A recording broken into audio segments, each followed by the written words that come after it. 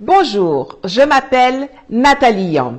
Il y a quelques jours, lors de la réunion trimestrielle dédiée à la situation au Mali, le Conseil de sécurité de l'ONU, en violation de ses propres règles et procédures, a fait intervenir une go sortie de nulle part, comme un prestidigitateur fait apparaître un lapin à lunettes de son chapeau, pour tenir un réquisitoire absolument non étayé contre les autorités maliennes, alléguant notamment d'exactions commises particulièrement contre une communauté.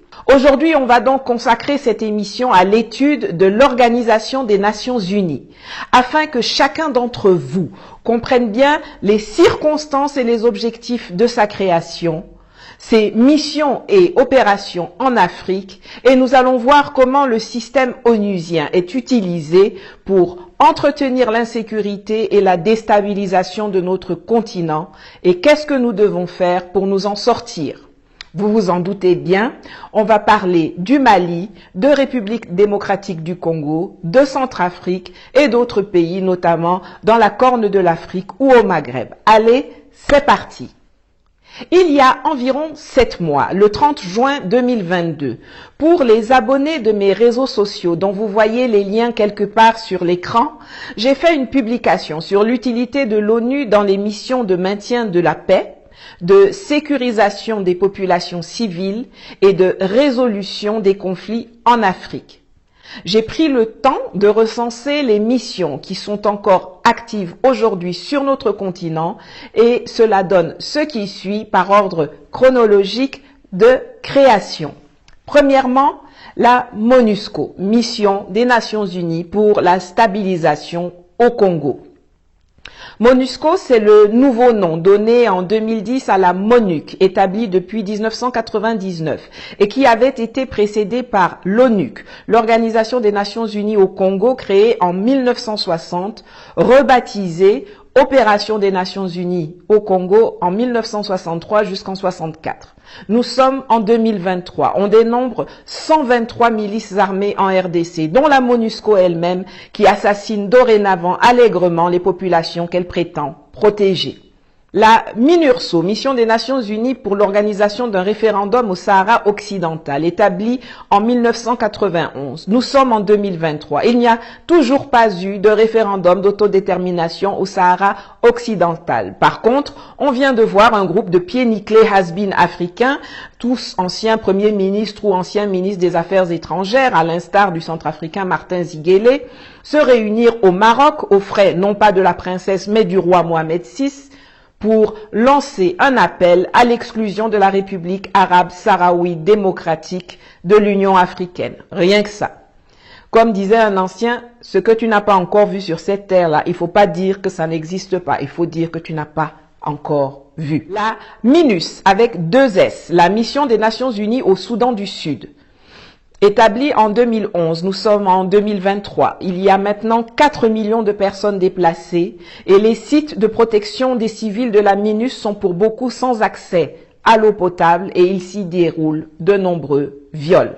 La FISNUA, Force intérimaire de sécurité des Nations Unies pour Abyei. Établie également en 2011, nous sommes en 2023. La zone n'est toujours pas démilitarisée et le Soudan et le Sud-Soudan continuent de s'affronter pour le contrôle d'Abyei, riche en pétrole.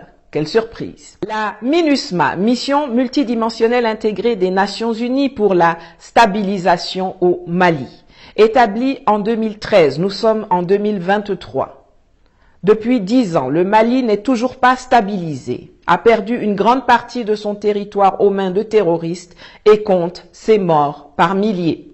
Enfin, la MINUSCA, Mission multidimensionnelle intégrée des Nations Unies pour la stabilisation en Centrafrique. Établie en 2014, nous sommes en 2023.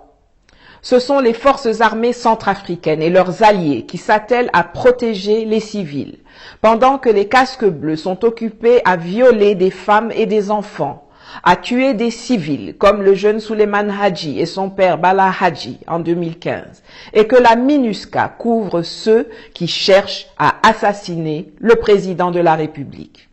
En effet, le 21 février 2022, 4 Français en armes et en tenue militaire ont été interpellés par les forces de défense centrafricaines sur le parking de l'aéroport de Bangui, alors que l'avion transportant le président centrafricain était en phase d'atterrissage. Après leur arrestation et le lancement d'une enquête par le procureur de la République, on a vu l'état-major français et surtout la MINUSCA s'agiter pour tenter de justifier la présence de ces individus dont les intentions étaient clairement d'éliminer le président Touadéra. Les missions onusiennes prétendent toujours avoir pour objectif de stabiliser la situation dans les pays où elles opèrent. Sauf que, lorsqu'elles s'y déploient, la situation est totalement mélangée. C'est d'ailleurs le mélangement là qui justifie leur arrivée. Donc, quand elles viennent, elles ont pour mission de stabiliser le désordre existant, c'est-à-dire de le maintenir en l'état et de faire en sorte qu'il ne bouge pas, qu'il ne soit pas évacué, qu'il ne régresse pas et que rien ne change, ou alors seulement pour empirer.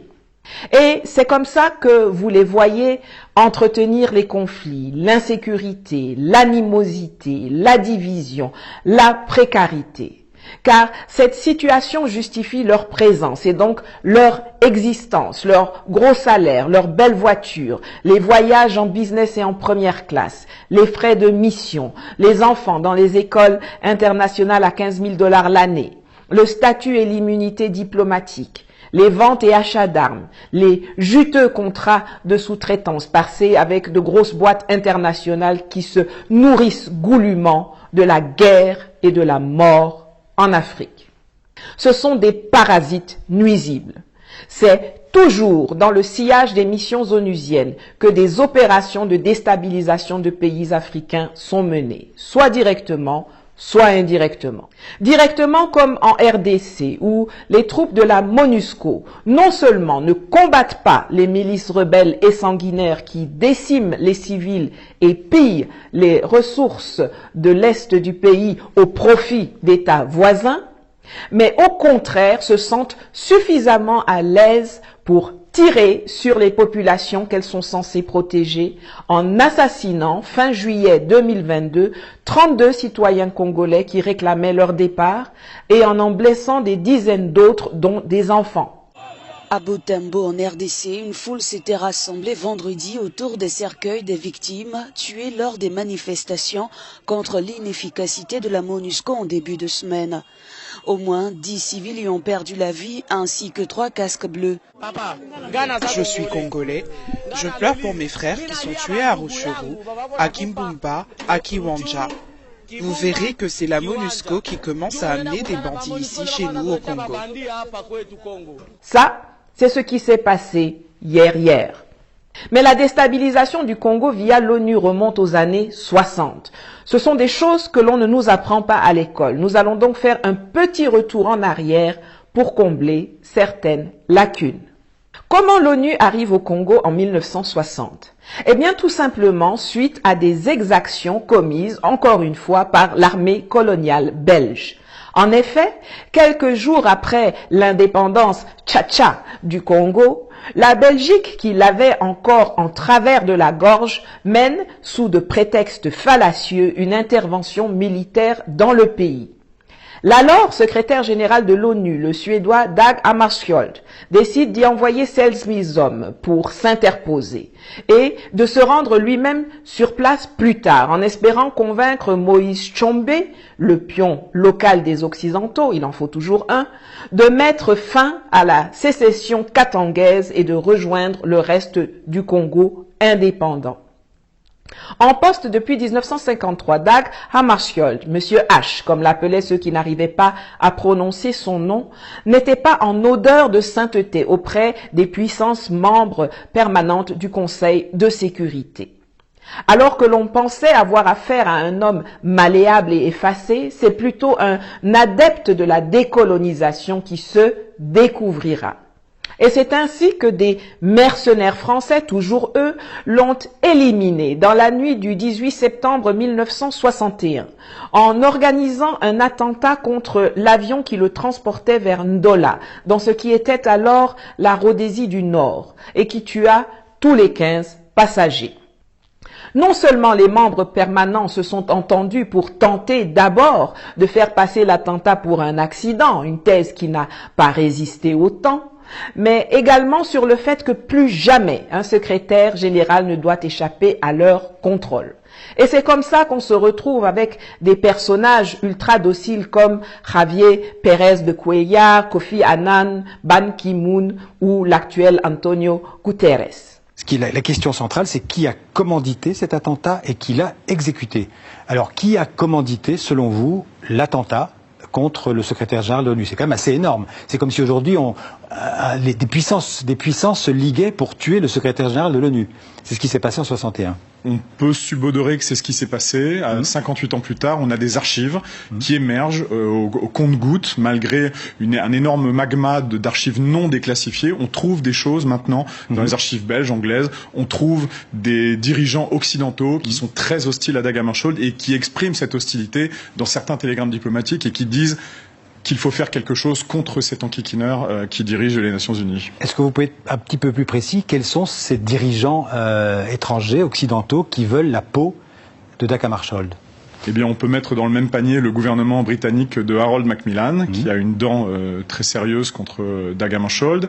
Le général de Gaulle en France, qui n'a absolument pas digéré le fiasco de l'expédition franco-britannique de Suez en 1956, puisque c'est Dag Hammarskjöld qui est intervenu sur le terrain pour faire établir un cessez-le-feu avec Nasser en Égypte. Nasser qui avait voulu, ça n'a rien à voir avec votre livre, mais qui avait voulu nationaliser le canal de Suez. Oui. Ça s'est terminé par une expédition franco-britannique qui s'est cassé les dents. Et donc, De Gaulle s'en souvient. Les Français et les Anglais se souviennent que Dag Hammarskjöld les a forcés à réembarquer en imposant ce cessez-le-feu. De Gaulle n'a pas du tout apprécié que Dag Hammarskjöld veuille saisir le Conseil de sécurité sur les problèmes de police en Algérie, ce qu'on n'appelle pas encore la guerre d'Algérie. Et puis il y a eu la crise de Bizerte, 2 mois avant la mort de Hammarskjöld, où Hammarskjöld, encore une fois, est allé en Tunisie sur le terrain et s'est fait physiquement secouer par les parachutistes français. Pour ceux que cela intéresse, je mets dans la barre d'infos le lien de la palpitante enquête de Morin-Picard. Ils ont tué Monsieur H. L'on dit souvent que la route de l'enfer est pavée de bonnes intentions. La mission de paix que Hammarskjöld avait dépêchée au Congo devait aussi servir à ménager l'ancien colonisateur en essayant de lui sauver la face au regard des exactions commises. En sciences politiques, on apprend que lorsque l'on ménage un ancien colonisateur, en réalité, on l'arrange. Ils ont tout fait pour que la Belgique ne perde pas la face au Congo en 1960. Je vous ramène encore un peu plus loin dans l'histoire. Après la conférence